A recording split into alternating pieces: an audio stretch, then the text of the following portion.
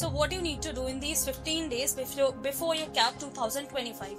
So first, you need to stay relaxed and calm, and you don't need to be very much anxious कि तुम्हारा exam कैसा जाएगा कैसा नहीं जाएगा. What you actually need to do is just stay calm, just stay relaxed and focus कि तुम अपना best दोगे in these 15 days. तो अभी this is not the right time where you can go and play with your weaknesses. What need to be done and what is a requirement at this hour is you will just focus on your strength and you will play with your strengths, right? So that you can maximize your score with your strengths, right? Then you should give mock every day, every single day without a miss, and do a proper analysis of that mock, like 6 hours का analysis या 4 hour का proper analysis करो.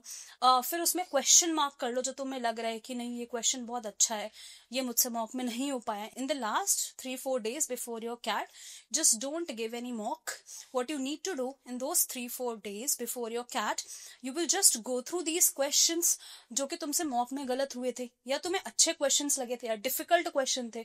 बस उन questions को revise करो, उन sets को सॉल्व करो एंड सारे formulas basic till advance arithmetic के उनको रिवाइज करो, राइट? अलजेब्रा के उनको रिवाइज करो, ज्योमेट्री के उनको रिवाइज करो, राइट? और इन 15 डेज में ट्राई करो कि तुम VRC के एटलीस्ट 5 या 7 RCs every single day apart from your mock you should try to target and just timer लगा के सॉल्व करने की कोशिश करो and just play with your strength. Then the second thing that is very very important for you guys in the last 15 days is you have to understand कि ठीक है you might feel very anxious कि क्या होगा after exam, what if paper बहुत difficult आ गया, ठीक है IIM कोझिकोड कंडक्ट करा रहा है, अगर बहुत लॉजिकल साइड पे आया तो क्या होगा. See guys, you have to understand this thing, this is a competitive exam, right? तो अगर पेपर डिफिकल्ट आया so it is difficult for everyone. It is just not very much difficult for you only. It is difficult for you and then for every other person, right, who would be appearing for that exam. तो तुम्हें इस चीज की तो tension लेनी ही नहीं है कि पेपर डिफिकल्ट आएगा तो मेरा क्या होगा, पेपर इजी आएगा तो क्या होगा.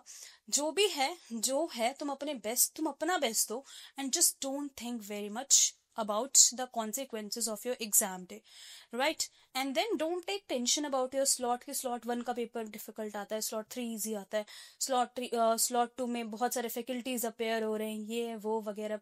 इससे कुछ फर्क नहीं पड़ता. just focus on your slot and then take these 15 days with the rational approach, right? So in life you would have emotional decision and rational decision.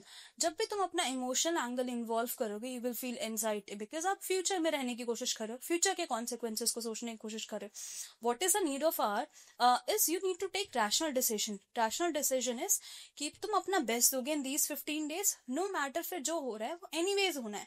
You can not change the outcome of it.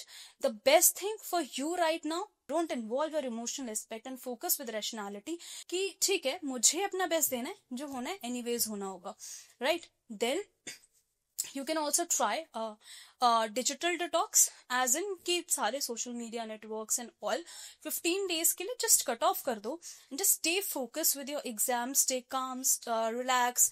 You can maybe try reading books, you can just listen to very soulful and calm and composed kind of music to stay relaxed. And then you can also try meditation for these 15 days because meditation actually helps you a lot with your verbal section, right? And before you will start your exam, just take 2 minutes of meditation or do 2 minutes of meditation before you will just open your paper.